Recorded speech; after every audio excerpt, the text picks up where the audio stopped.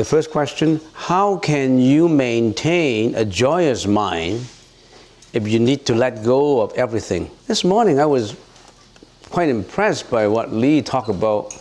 Imagine we're not imprisoned, we're not on hospital bed, we're not sick. Are we not fortunate? We're eating in here. So think about it this way.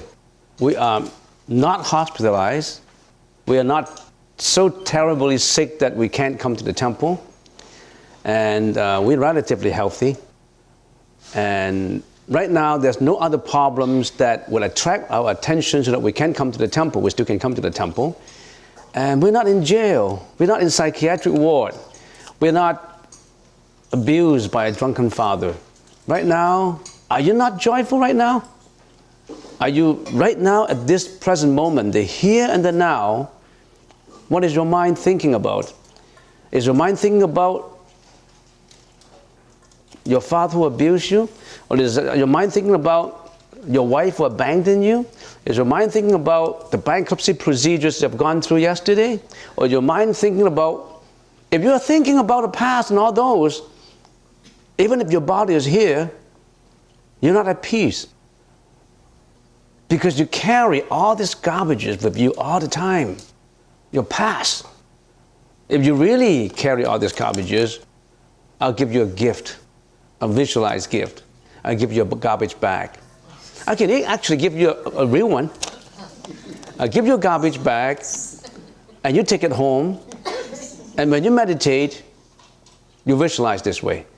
I'm dumping all my mental garbages into that bag that monk gave me. And I'm going to tie it up, seal it up with the plastic. I'm going to throw it out at my backyard. I don't want it.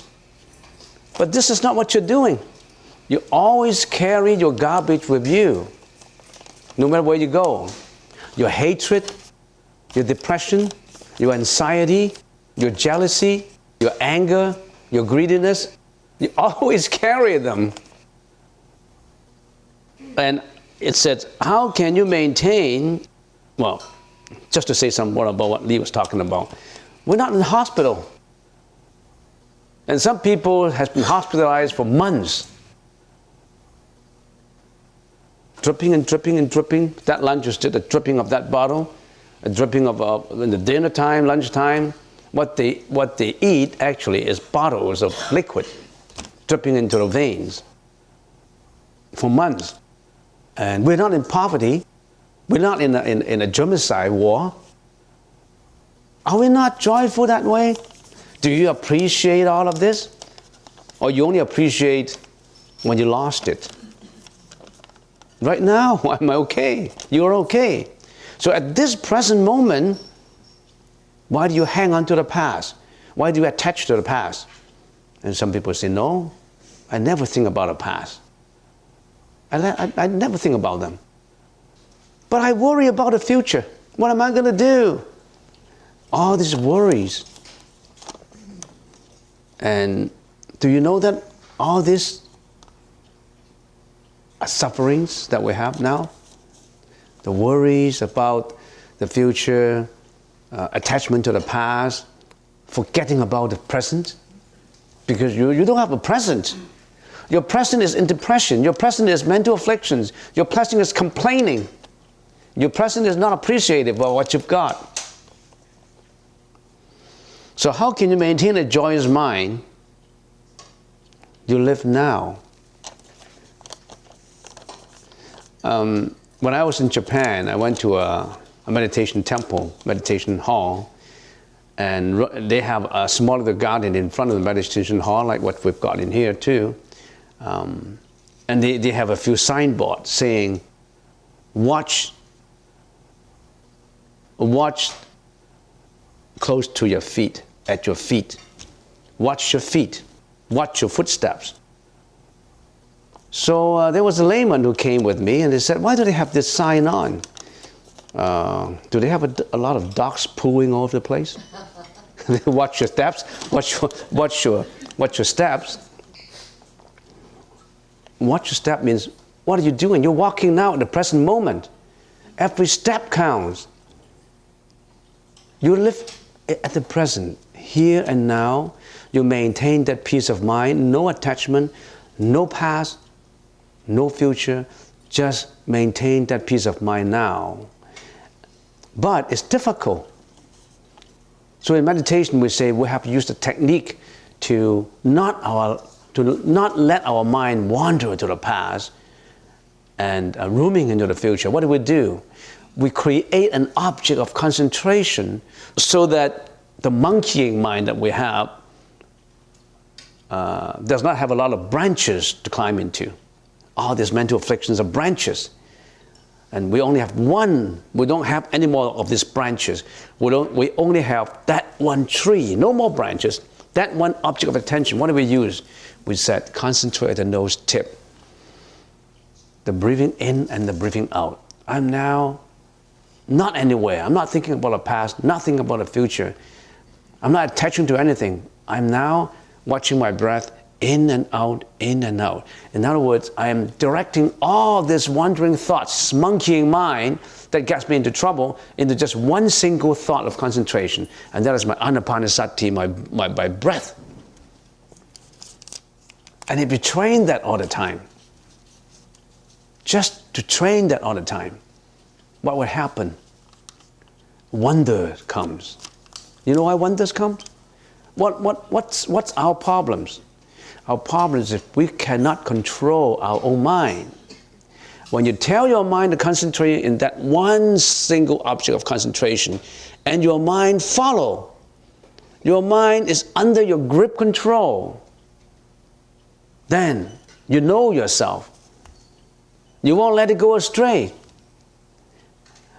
The meditation, this is what in the Buddhist teaching called samatha. The Thailand Theravada call it samadhi. And if you follow the righteous path, the right path, then you're right on to enlightenment, because you can tell your mind what to do. Whatever the mind can conceive, the mind can do. The mind wants to be a Buddha. It can be a Buddha.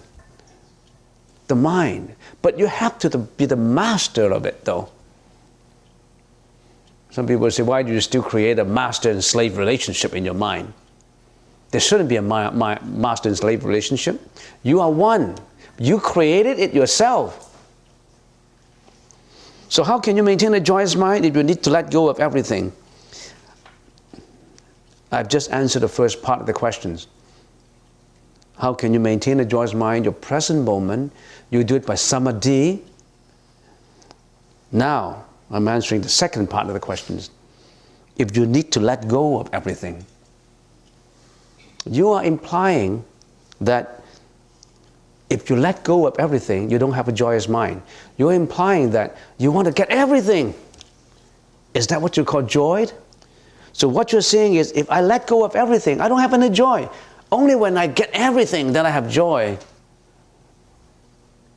You're a tyranny of materials. It wouldn't come true for you.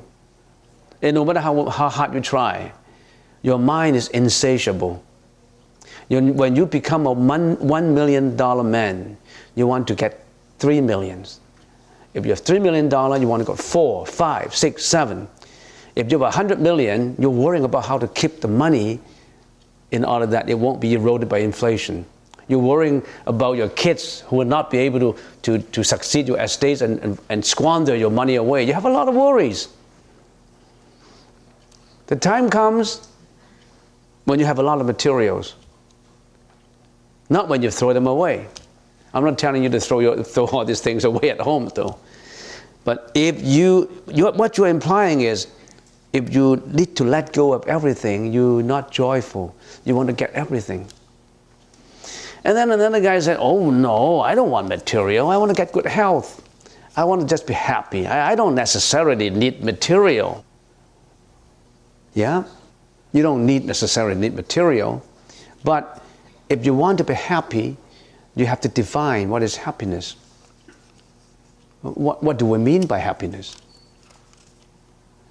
To a person who has been sick for a number of years, recovery is his happiness. To a mom whose son abandoned her, the return of a son is happiness. What is happiness? You've got to define it. To a student who fail in most courses, getting into UBC, being accepted is happiness. But what is happiness? Happiness is different to different people, But if we can have one common definition, is peace of mind. It does not matter what you have or what you don't have.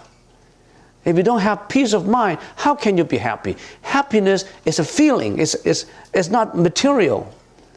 That peace of mind can only be attained if you know it. If you know your mind. If you know what is peace. If you know how to get. If you know how to arrive at that peace of mind. Not saying to get it. There's nothing to be obtained. Why is there nothing to be obtained? You're just simply returning to that peacefulness. Do you know what I mean?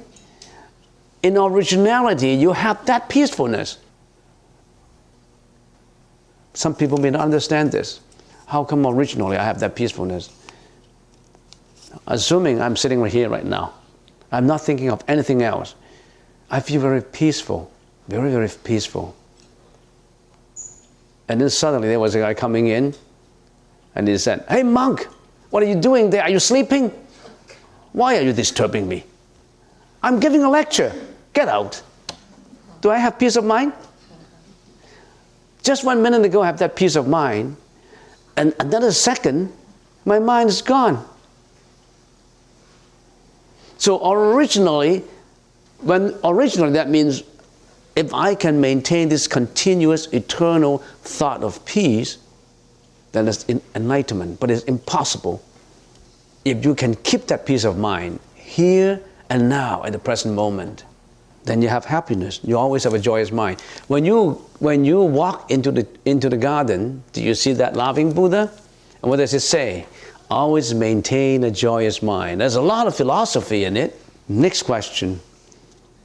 There's a Chinese word, 如来, Tathagata, in the Sanskrit word, Tathagata, 如来. Does awakening or enlightenment emphasize what is likely to come? If you are awakened and you are enlightened, you don't worry about what is to come. When you are enlightened, there's nothing to be obtained. Why do you still want to obtain something? If there's something that you want to obtain, your enlightenment is tainted. It's not pure. It's not called enlightenment. How can you say, I'm enlightened, but I'm still greedy for something? If a person dies and reincarnated in an animal, for example, a dog, how does a dog try to improve itself so it could get out of the animal realm to be a better one? In the human realm, we have a good chance. What chance does an animal have? You must be an animal lover because you like to know what happened to your dog. The other day, somebody told me that in Korea, in a Korean temple, in southern Korea, there was maybe there still is, a cat who was always participating in meditation and in ceremony. And that cat is always on the pad, on meditation, the pad, and with both hands this way, like crossing hands, and always sit there, lying there, and that cat is watching the Buddha statue in front. And when you remove it, it comes back again. When you remove it, it comes back again. The cat can sit there for 4 or 5 hours, just adoring the images of the Buddha. And people, that's been for a number of years. And it attracts a lot of tourists over to that temple. That cat who knows how to prostrate to a Buddha statue, that cat who knows how to, in a certain way, we can say meditation. And some tourists, with the permission of the abbot, wanted to give the cat, say, a try to test the cat out, gave him a Kentucky Fry. And Kentucky Fry, the cat it's vegetarian. The cat does not eat any meat. He's eating the abbot's food.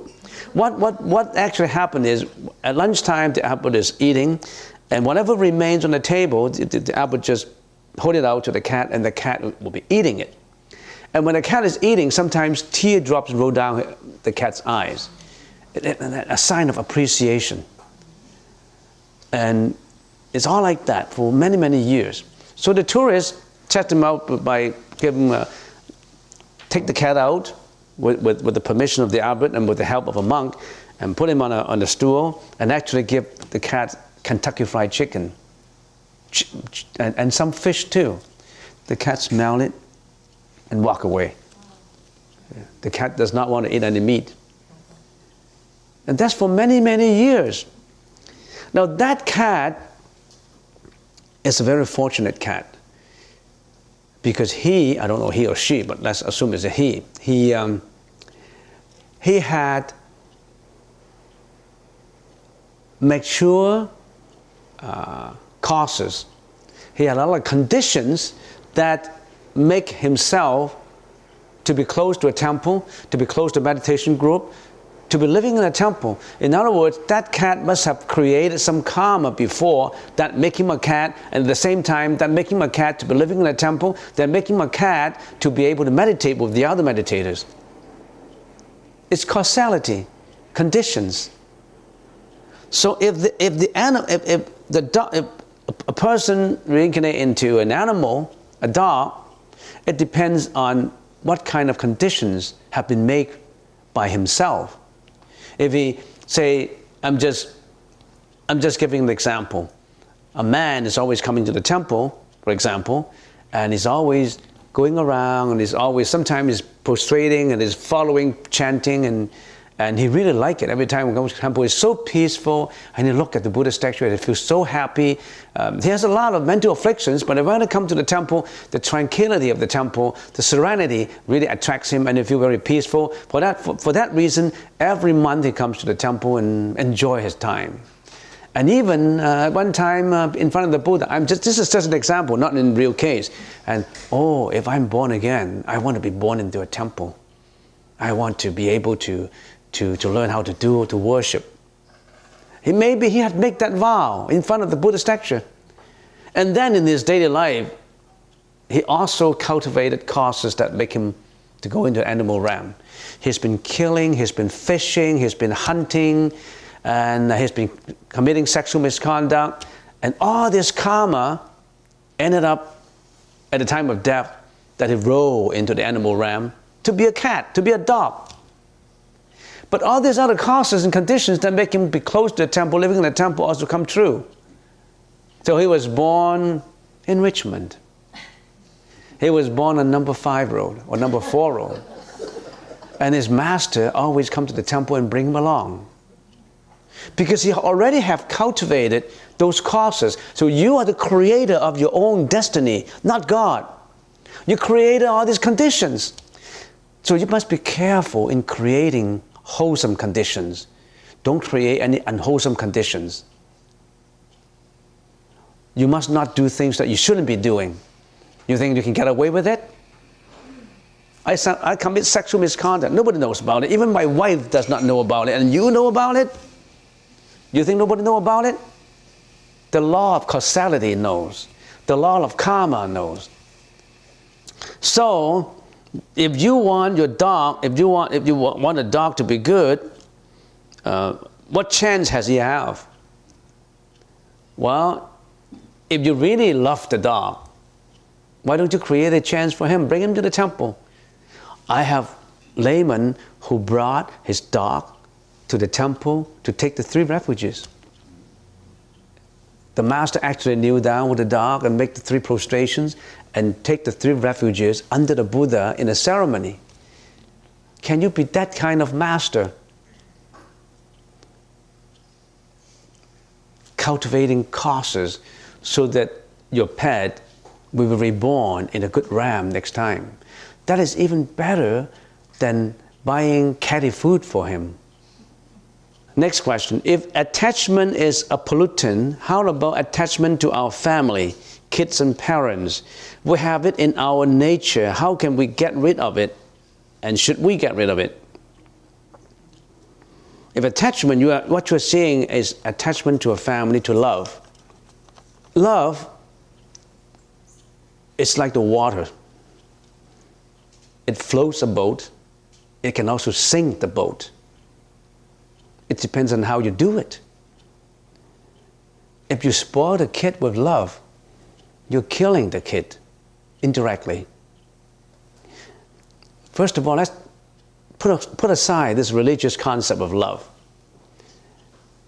Do you know what love is? And some people say, love, I love my wife.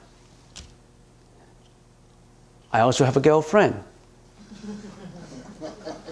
Do you call it love? So you really have to know about love. As I said, when I first started these questions, love is like water. It is so tenderly in appearance, but it's so horrendous in nature. It can kill you. It depends on how you handle it. I'm not talking about the religious concept. I'm talking about in daily life. Do you know love? Love between a husband and wife? Love between a mom and her children? Do you spoil your children?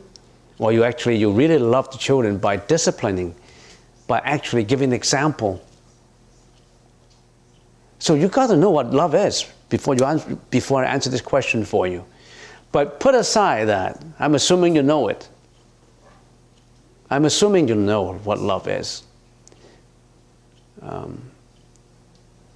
Why do we all have to come back into a family? There's always some unfinished businesses among the members of the family. Why do we meet again in this life? There's got to be a reason. There's some unfinished business to do. And what kind of unfinished business? You either have to pay the debt, or he owes you, he has to pay you back. If he pays you back, it's okay to you. He makes all the money, you're enjoying it. But if you pay her back, she wants a lot more. And you love your wife, but your wife always wants luxuries, and you can't afford it. You've been struggling to get luxuries for her, and you call it love. She's not satisfied, and you're in agony. And you are still attached to it because you haven't learned the Buddhist teaching. You haven't learned how to detach it. You're still attached to it. You're so agonized by it. On the one hand, you can't satisfy her. On the other hand, you know it's not right because you've been trying your best to earn as much money as you can. You can't make it. You're caught in between. So what do? In the family, they always come with unfinished business is either emotional debt. It does not have to be monetary.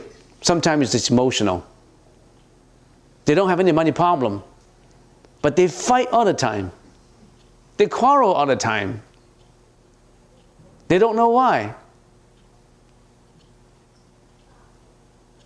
And there's always another intricate third relationship that enters into all this ordeal of loving each other. This is so intricate, so complicated.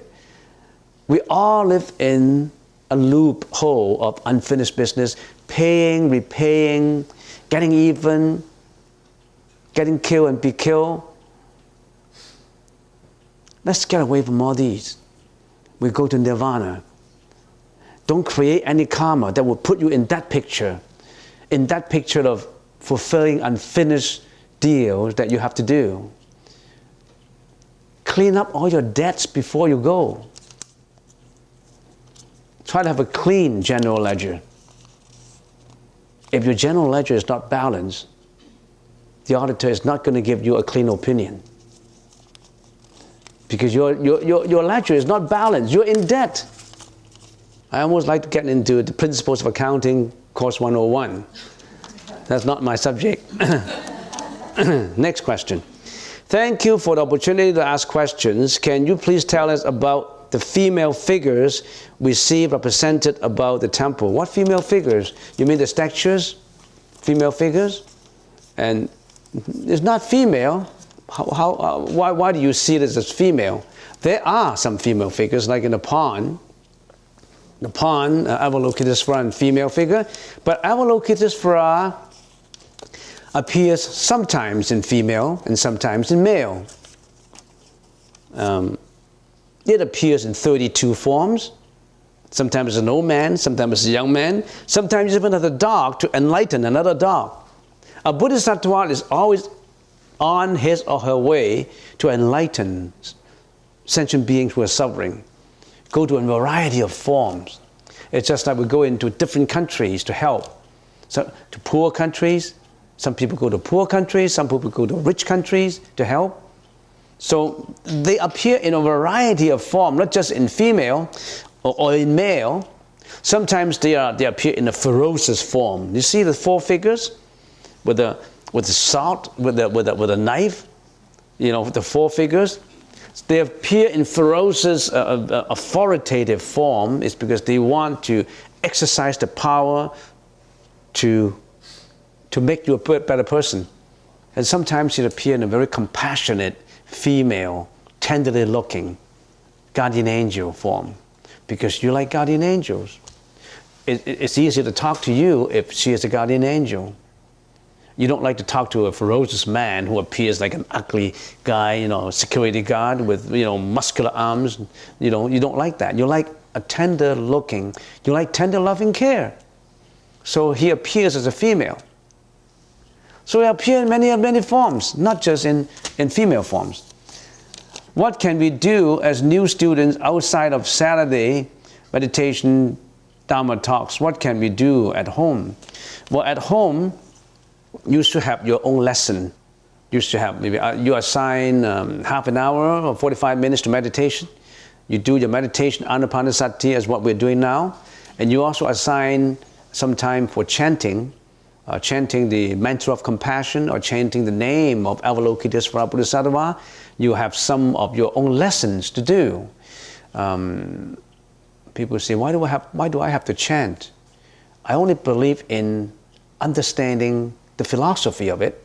Chanting is superstitious. Some people say, well, why do I have to chant? I mean, I understand the concept, I understand the philosophy. Isn't that what's more important? Why do I have to, you know, hit the wooden fish and do this prostrating? Why do I have to do that? You need to chant the name, you need to chant a mantra because you need the communication. Buddha and Bodhisattvas are in a different level of existence. We are in the desire realm. The realm, we call it the Kamadhatu, realm, the world with desires. There are also worlds above us, world without desires, but let's not talk about them. Those are people, another kind of sentient beings, but we are in a world of desire. We are living in the world of desires. Living in the world of desires, we have our own karma that brought us here. So we can easily, in this world of desires, there are 6 reincarnations. There are animals, there are ghosts, and there are humans, and there are also others, 6 paths. I'm just giving examples so that I can finish these questions. We interact with dogs because we can see them. Their karma are more or less the same as ours. We are better, we have better karma, we are humans, and they're animals. We're better karma. And ghosts, sometimes we see ghosts. There are people who see ghosts. It's not surprising that I've met quite a few people who sometimes they see ghosts. I saw. I can give you many stories that I saw a ghost. One of the stories I can tell you, when I was in Hong Kong, that's about 7 years ago, I was walking in Kowloon, and I was looking up, and I saw a sign on the 16th floor. There was Buddhist books, Buddhist and philosophy books, big sign, and I saw that, oh, maybe I can get up there and browse around and buy some books, Buddhist books, philosophy books. So I went up there, and it's an escalator going up. Not as it's a lift, we call it the lift, an elevator going up. So I pressed 12 and went up there, and oh, it's so quiet. So I went in, it's 12C, so I was looking for that 12A, 12B, 12C. So I look in there, and I pressed the bell. I pressed the bell, and I wait. It wasn't open. It was pressed again, and all of a sudden, it was slowly open. It was pitch dark inside. And then a face appeared. Who do you want? A face. At that time, I responded so quickly that I didn't know what it is. So I'm coming to browse and buy some Buddhist books. Boom, and that face is gone. You get scared? So I back off, and I knew something was wrong. So I went down there, and I mentioned what I met to the security guard down there, and the security guard, what he said is, I don't want to say anything, but don't go. So I was thinking, how come? There was a lady who came. I didn't notice the lower half of her body. I only noticed the top part of the body. And it was a little pale. But he was able to talk to me. But how come all of a sudden she disappeared? And it's dark inside. A library or a bookstore shouldn't be all dark at daytime, right? And I found out that they already have gone. That bookstore is already gone. And it's all empty. They don't have an occupancy yet. They don't have any tenant yet. So if you think that is not a ghost, I don't know what is. So there are ghosts that people see ghosts on it. A lot of people see ghosts. Why do we see them? Because our karma and their karma is so close. And there are Buddha and Bodhisattvas who are way above us, whose karma is purified. We don't get to see them, but we would like to communicate with them so that they can help us out. It's just like when you are sick, you want to call Dr. Leong for an appointment because you know Dr. Leong and he is a human. And when you want a lawyer's advice, you go to a doctor, accountant's advice, you go to an accountant. But if you want a spiritual advice, who do you go to? You either go to a guru. But wouldn't it be more spiritual if I directly go to the Bodhisattva and the Buddha? But how do I communicate with him? By chanting the mantra. Om Mani Padme Hum, Om Mani Padme Hum. There's a whole series of communication. That's the frequency that is required for the channel. As I always give the example, metaphorically, you have that radio mind in you, and you need to tune in the frequency to that grand universal station. We call it Avalokitesvara station. And you need the frequency for it. 103.5, Chum, Toronto, Vancouver. You need that frequency. That frequency is the Buddha's name, the Bodhisattva's name, the mantra. If you keep on tuning the frequency, you'll get it. I don't have to ask you the feeling. If you do that all the time, tuning the frequency all the time, you will know that's the frequency you require. As I can see the smile on Lee's face, he's got the frequency. You know the frequency. And what is more astonishing is there's so many frequencies. 103.5, 99.9, 102, a lot of frequencies. Who do you like? If you like, I like Avalokitesvara Bodhisattva, then you say Om Mani Padme Hum, Om Mani Padme Hum. I love Siddhikappa Bodhisattva, then you say Oh Namo Siddhikappaya Mahamantra Rajaya Om Zumba Nizumba Harachara Mahapasa Marutta Amukavatra Sattva Swaha. That is Siddhikappa's frequency. That is Siddhikappa Bodhisattva's frequency. I like Amitabha's frequency. Namo Amitabha, Namo Amrita, Namo Amrita Aya Swaha. I like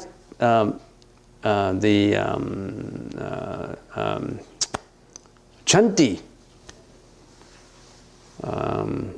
Namo Saptanam Samasamputa Kodinam Tadhyanta Om Chale Chule Chanti Swaha. That's the frequency. I like Tara. Om Tara Tuti Tara Tora Swaha. So many frequencies. Which one do you like? Why do I mention frequencies? Getting back to the question now. Which question? Outside of Saturday, yeah, outside of meditation, in a Saturday, what do? You do your everyday lesson. You chant every day. Don't ignore it. Now you learn it. Om Mani Padme. What, you learned something in here. You don't even know about it. I've given you. You've given me back. Everything we handed to you, we shared together, and you've given me back. At home, you don't know about it. You only know it when you have the examinations coming up. When you don't hit an examination, you forget about it. Or you're too lazy doing it. You're doubtful of it. Remember what Lee is about, first mentioned in this morning? Doubts. We always have doubt. We always have arrogance, doubt in us. We're doubtful. Would it work for me? You try to tune in the frequency one day, and the next day you forget about it. You don't have that frequency of tuning. You tune it every day, and wonder will come. So that's your lessons. If you don't know how to arrange that lessons, what kind you have, you list it out. Maybe you talk to Lee about it. Lee can give a course like, number 1, 9 o'clock, you chant this. You chant this for half an hour, you chant this for 45 minutes, and do a meditation for this. It's easy to list it out. But whether you practice it yourself, I don't know. You do. Yeah, that's good. Yeah, that's good. How many hours? Every minute of every day. What else is? Oh yeah, that's good. We try to, yes. Yeah. Good. Okay, so we got that answer. Next, final question. Okay. My Christian friend last week wanted to ask if you believe that God created us. If not, who created us? It's easy to think about creation. In our daily thinking, we always think that, we habitually think that someone has got to make something. Oh, who created this flower? There must be a creator who put it over there. There must be people who put this together. There must be someone who put the pot together. We always habitually think of a creator. And it's easier to give an answer as something is created than not giving an answer to it. But let me ask you, who created this? Simple question. Who created this pot of flower? God? Let's not go that far. If you think that God, who created this flower? And then you sit down and said, okay, let's talk about it. You say, first of all, I gotta have flowers first.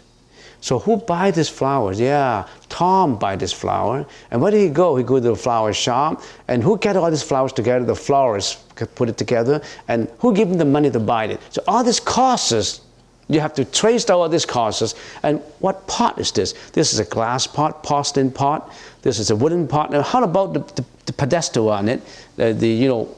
So many things come up to have the appearance of this flower. How do you trace it? If we do a conglomeration of that question, we said, we created this plot of flower. But we can trace it to who else is involved. So you are the creator of the world, not God.